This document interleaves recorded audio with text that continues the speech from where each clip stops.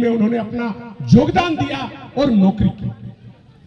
बहुत सुनने में अजीब लगता है जब उन्होंने मुनिडी में योगदान दिया और देखे कि कोल क्षेत्र में हमारे लोगों को किस ढंग से शोषण किया जाता है।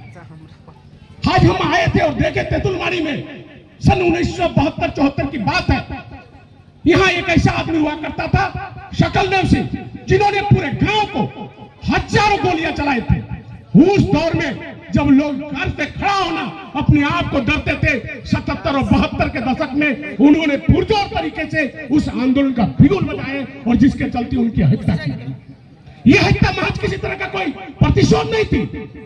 आप जानते होंगे जिनके द्वारा यह हत्या की गई थी सिर्फ और सिर्फ कंपनी के द्वारा षड्यंत्र था कि कहीं ना कहीं ये आवाज बनकर पूरे कोयलांचल नहीं पूरे झारखंड में उल्लंघन करेंगे और महज कम से कम 29 वर्ष में उनकी हत्या की जाती है।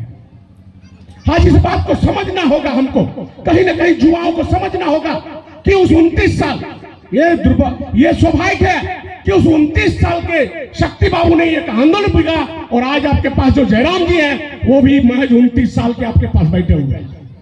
ये समझना होगा, ये कोई संजोग नहीं है, ये किसी तरह का बनावटी नहीं है, ये अपने आप में सौभाग्य है कि कहीं ना कहीं शक्ति बाबू का जो उन्होंने ये शक्ति और जो अपने नाप को ये आंदोलन को इस जगह से उन्होंने उद्वेलित किया था उस दिए को पूरे झारखंड में जला रहे हैं और सब लोगों को गांव-गांव जाके लोगों को उसके प्रति कहीं ना कहीं ये विश्वास और आशा जगा रहे हैं कि कहीं ना कहीं हमको और अपना हक और अधिकार के लिए कहीं ना कहीं आगे आना पड़ेगा।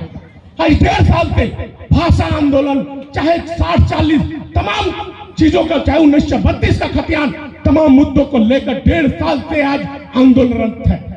हम लोग इसी कोयलांचल के धरती से इस आंदोलन की आगाज किए थे और आज पूरे झारखंड के 2400 जिलाओं में ये आंदोलन अग्रसर है।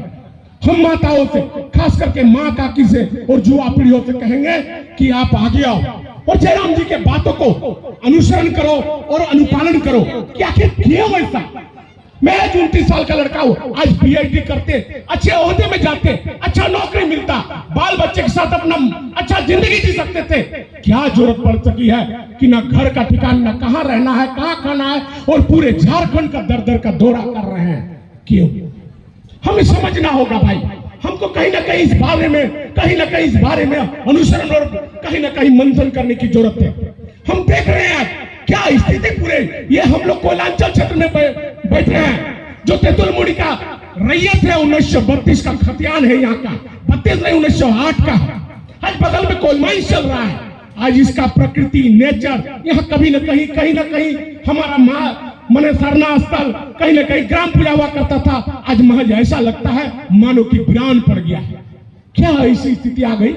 लेकिन यहाँ की कंपनी से, यहाँ के कोयले से सैकड़ों करोड़ों लाखों लोगों का जीवन उद्धार हुआ, लेकिन जो तेतुलमारी के स्थानीय है, जिनकी जमीन गई, जिनका यहाँ सब कुछ चला गया, उनकी दशा और दिशा आज भी उस 50 साल में भी वही। क्यों?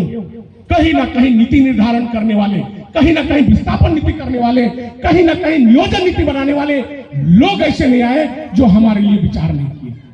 हमें पूरा आशा विश्वास है, आप लोगों से पुनः एक बार आग्रह करेंगे कि 2024 में एक बेहतर और सुंदर इंटेलेक्चुअल हम कहीं ना कहीं सीएम बनाए, एक बेहतर विकल्प दे, ताकि आने वाले समय में जो हम लोग 23 साल से जूझ रहे हैं उन समस्याओं को निराकरण करें और आगे बढ़े।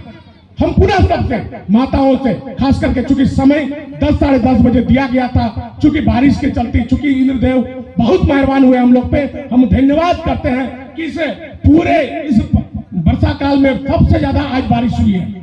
हम फिर भी चूंकि कृषि उससे सब जुड़े हुए हैं, सब खेती बाड़ी से जुड़े हुए हैं, जो भी लोग थे, हम यही कहेंगे कि पुनः 2024 में कहीं ना कहीं शक्ति बाबू के जो उद्यान को उन्होंने आज 29 के वर्ष के उम्र में जो छोड़ के 77 में गए थे, उस उद्यान को इसी पावन धरती से हम लोग पुनः उद्वेलित करें, इसी आशा और विश्वास के साथ अपने बारी को विराम करते हैं। जोहार, प्रणाम।